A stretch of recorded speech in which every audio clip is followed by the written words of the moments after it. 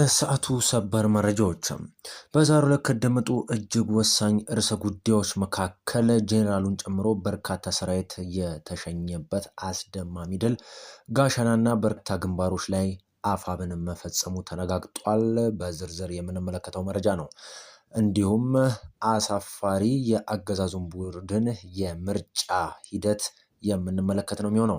በበርካታ የምርጫ ጣቢያዎች ላይ አገዛዙ ቡድን ከባድ የሚባል ወንጀል መፈጸሙ ተነግሯል። ይህ ድርጊቱ ምንድን ነው የሚለውንም በዝርዝር የምንመለከት ነው የሚሆነው። እንዲሁም ከአርቲስት ቴዲ አፍሮ ጋር ተያይዞም መረጃዎች ወጥተዋል። በቴዲ አፍሮ ጉዳይ ፍርድ ቤቱ የመጨረሻ ውሳኔ ማሳለፉም ተነግሯል ማለት ነው። በርካቶች በቴዲ አፍሮ እንደታሰሩና እንዲሁም የቅርብ ጓደኞቹን ጨምሮ በርካቶች ከአዲሱ ኢትዮሪካ አልበም ጋር ተያይዞ እንዲሁ እስር ቤት መክረማቸው ታውቋል። በዛሬው ዕለት የተሰማ አዲስ መረጃ አለ። ይህ ምንድን ነው የሚለውን ወደ በኋላ ላይ ወደ እናንተ በዝርዝር ከማድረሳቸው መረጃዎች መካከል ነው። ከዚህ በተጨማሪም በምርጫ ጣቢያዎች እየወጡ ያሉ የምርጫ ጣቢያ ውጤቶችም ወደ እናንተ በዝርዝር አደርሳለሁኝ። ውድ ተመልካቾች እነዚህን ጨምሮ በርካታ ሊደመጡና ወደ እናንተ ቢደርሱ ይጠቅማል ያልኳቸው ሌሎች አጫጭርና ወሳኝ መረጃዎችን ጨምሬ ለሚቀጥሉት ከ10 ደቂቃ በላይ ከኔ ጋር ስትቆዩ ወደ እናንተ በዝርዝር የማድረስ ነው የሚሆነው። በቅድሚያ ግን ለዚህ ቻናል አዲስ የሆናችሁ ቤተሰቦች ካላችሁ የሰብስክራይብ እንዲሁም ቪዲዮውን ሲጀምሩ ላይክ እና ሼር በማድረግ እንዲሆን ከወዲሁ በአክብሮት እየጠየቅኩኝ በቀጥታ ወደ መረጃዎች ላቅና። መልካም ቆይታን በእኔ በኩል ተመኘውላችሁ።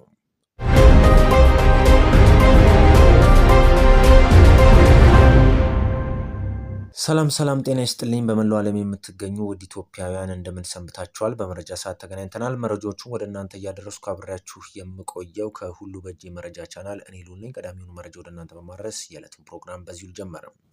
በምንጃር ሸንኮራ ወረዳ በተደረገ ከባድ ትንቅንቅ የአገዛዙ ኃይል ከፍተኛ ጉዳት ማስተናገዱ ተገለጸ። ግንቦት 27 ቀን 2018 ዓ.ም በወጣው መረጃ በሸዋ ጠቅላይ ግዛት ምንጃር ሸንኮራ ወረዳ ገጠር ቀበሌ እንዲሁም አሳምነው እዝ ከሰም ኮሎኔል ነበልባል ክፍለ ጦር እና በአባት አርበኞች ጦር በትላንትናው ዕለት በነበረ ከፍተኛ የደፈጣ ጥቃት በአገዛዙ ጥምር ጦር ላይ ከፍተኛ ሰብአዊና ቁሳዊ ጉዳት መድረሱን የኮሩ የህዝብ ግንኙነት መምሪያ አስታውቋል። የተሳካ ኦፕሬሽን የተፈጸመው በዛሬው ዕለት ማለትም ግንቦት 27 ቀን 2018 ዓ.ም ከቀኑ 4 ሰዓት እስከ 5 ሰዓት ተኩል ድረስ በፈጀ የ1 ሰዓት ተኩል ኦፕሬሽን መሆኑ ነው የተገለጸው። በዚህም ከባድ ውጊያ የተፈጸመ ሲሆን በውጊያውም በአገዛዙ ኃይል ላይ ከፍተኛ ቁሳዊና ሰብአዊ ኪሳራ ማድረስ ተችሏል። የወታደራዊ እርምጃ የተወሰደው በአሞራ ቤት ቀበሌ መልካጅሎ የምርጫ ጣቢያ የተሰበሰበውን የምርጫ ኮሮጆ ይዘው ሲመለሱ በነበረው የብልጽግና ጥምር ጦር ላይ እንደሆነ ተገልጿል። የተወሰደው እርምጃ በከሰም ሁለተኛ ኮር የነበልባል ክፍለ ጦር ሻለቃ አፋብኖች እና እንዲሁም በአባት አርበኞች ጥምረት የተከናወነ ነው ተብሏል። ጥቃቱ የተፈጸመው በጨሌ ቀበሌ ልዩ ስማቸው ጁም ምድር እና አጉጭ በተባሉ አካባቢዎች ላይ በተደረገ የተቀናጀ ኦፕሬሽን እንደሆነ ተገልጿል። በዚህ ለሰዓታት የቆየው የተኩስ ልውውጥ በአገዛዙ ጥምር ጦር ላይ ከፍተኛ ጉዳት በመድረሱ በእውር ድብር ሽፋን በመሰጣጠት እንዲሁ በርካታ ኮሮጆዎችን ጥሎ መውጣቱ ነው የተገለጸው። እንዲሁ ውድ ተመልካቾች በሌላ ወሳኝ መረጃ ግንቦት 26 ቀን 2018 ዓ.ም አፋብን ወሎ ቤተ አማራ ሚኒሊክ እዝ የ106ኛ ኮር 22ኛ ክፍለ ጦር ክንዱ በአሻግሬ ሻለቃ በተደረገ የደፈጣ ጥቃት በርካታ የጠላት ኃይል ሞትና ቁስለኛ መሆኑ ተገልጿል። ከጋሸናና ፍላቂት በዙ 23 ታጅበው ሬሽን ሊቀባበል በመጣ የጠላት ሰራዊት ላይ መቄት ወረዳ እንቺም ኪዳነ ምሕረት በተባለ ቦታ እንዲሁ በክንዱ አሻግሬ ሻለቃ በተደረገ የደፈጣ ጥቃት 7 በላይ ሲደመሰሱ በርካቶች ቁስለኛ ተደርገው መማረካቸው ነው የተገለጸው። ሬሽን አጅበው የመጣው ዙ 23 በአፋብኖች በተተኮሰ ብሬን ተመቶ ከጥቅም ውጭ ሲደረግም አንድ ጄኔራልም ጭምር በዚሁ አውደ ውጊያ መስዋዕቱ ነው የተገለጸው። በቀኝ አዝማች ጨለፋ ተስፋው እየማሉ ጠላትን ምድር ላይ የሚያነጥፉት የመቄት አናብስቶች ሙት የጠራውን የብርሃኑ ጁላን ስልብ ሰራዊት ከነ ጄኔራሉ በመጣበት ቋንቋ ያናገሩት ሲሆን የጠላትን ሰራዊት ቅስም የሚሰብር የደፈጣ ጥቃትን ሙሉ በሙሉ የአሸናፊነት አቅም ማጥቃት እንደተቻለ ነው መረጃው የጠቆመው። ውድ ተመልካቾች በሌላ ወሳኝ መረጃ የአርሲውን ጥቃት ተከትሎ የኦሮሚያ ክልል መንግስት አሳፋሪ መግለጫ መስጠቱ ተነግሯል። እጅግ ፌዝ ሆኖ ነው ያገኘ ነው። የአርሲው ጥቃት ምርጫውን ለማደናቀፍ በሸኔ ታጣቂዎች የተፈጸመ ነው ሲል የኦሮሚያ ክልል ኮሚኒኬሽን ቢሮ ኃላፊ አቶ ኃይሉ አዱኛ ገልጿል። በጥቃቱ ከዚህም በላይ ጉዳት እንዳይደርስ ህዝቡና የኦሮሚያ ክልል ጸጥታ ኃይል መስዋዕትነት ከፍሏል በማለትም ፌዝ መሰል አስተያየት ሰጥተዋል። አሸባሪው ሸኔ ይህንን ጥቃት ያደረሰው ከታሪካዊ ጠላቶች ተልዕኮ ተቀብሎ የሃይማኖት ግጭት ለማስነሳት የነበረ ቢሆንም በህዝቡ አስተዋይነት ከሽፏልም ሲሉ እጅግ በጣም አከራካሪ የሆነ የመግለጫ ሂደት በመግለጫቸው ገልጿል።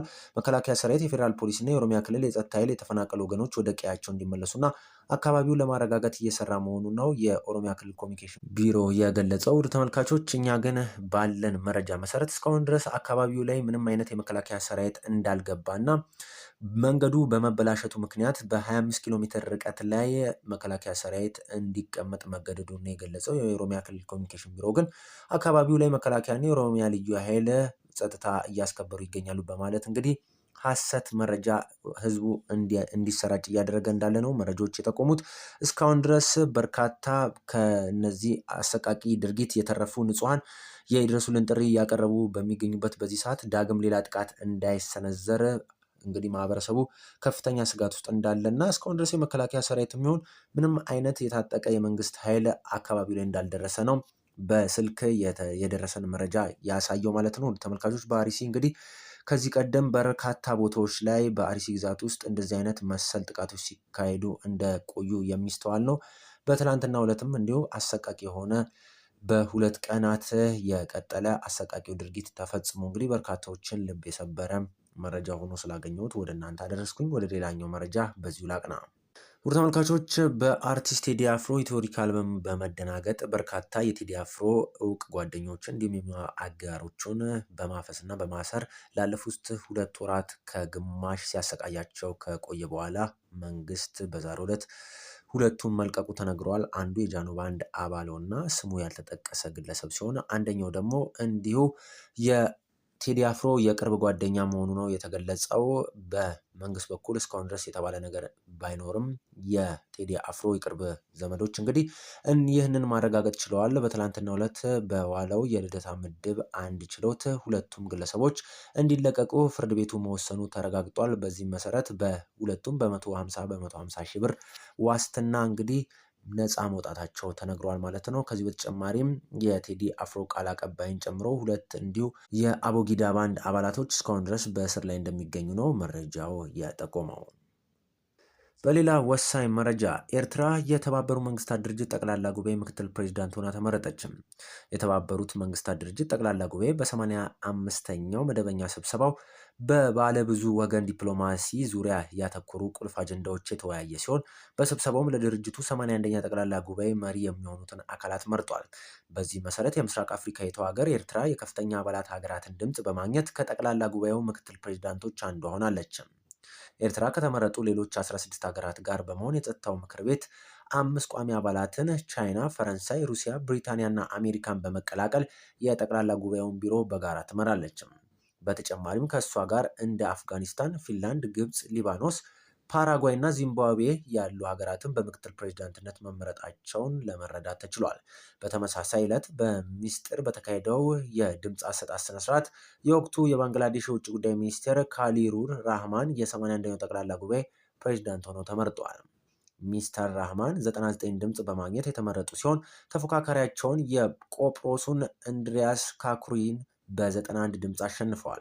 በነሐሴ ወር መጨረሻ ላይ ስራቸውን በይፋ የሚረከቡት ተመራጮቹ ፕሬዚዳንት ካሊሩ ራህማን ከአሸናፊነታቸው በኋላ ባደረጉት ንግግር የተባበሩት መንግስታት ድርጅት በአሁኑ ወቅት ከባድ የፋይናንስ ቀውስና ዓለም አቀፍ እምነት ማጣት ጉድለት እየገጠመው መሆኑን ጠቅሰው አባል ሀገራቱ ድርጅቱ መለወጥና የተሻለ ውጤት ማምጣት እንደሚችል በተግባር ማሳየት እንዳለባቸውና በየብስ የሚደረገውን እያንዳንዱን አስተዋጽኦ ውጤታማ በማድረግ የጠፋውን እምነት መመለስ እንደሚገባም ነው በመግለጫቸው ያሳሰቡት።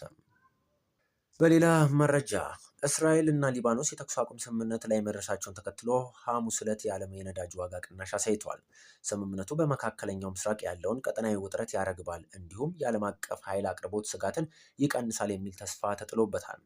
ይህ በእንዲህ እንዳለ ዓለም አቀፍ ኤነርጂ ኤጀንሲ IEA አሁን ያለው የነዳጅ ክምችት መቀነስ ከቀጠለ ፍላጎት በሚጨምርበት የክረምት ወቅት የዓለም አቀፍ ክምችት አሳሳቢ ደረጃ ላይ ሊደርስ እንደሚችል አስጠንቅቋል። እንዲሁ በተያያዘ መረጃ ኢራን የአሜሪካ ወታደራዊ መርከብ ላይ ጥቃት መፈጸሟን አስታወቀች።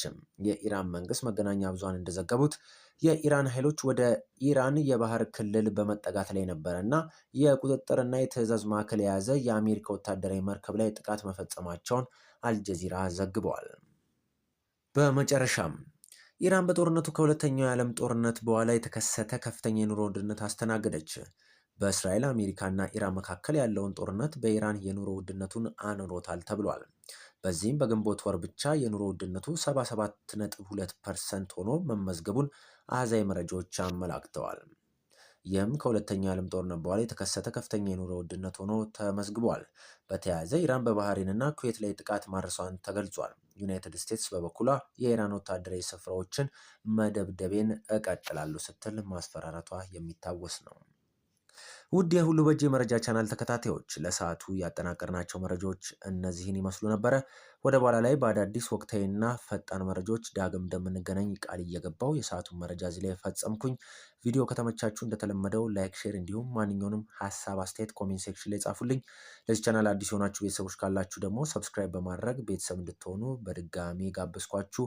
ሀገራችን በህዝቦቿ ጥረት ታፍራና ተከብራ ለዘላለም ትኖር።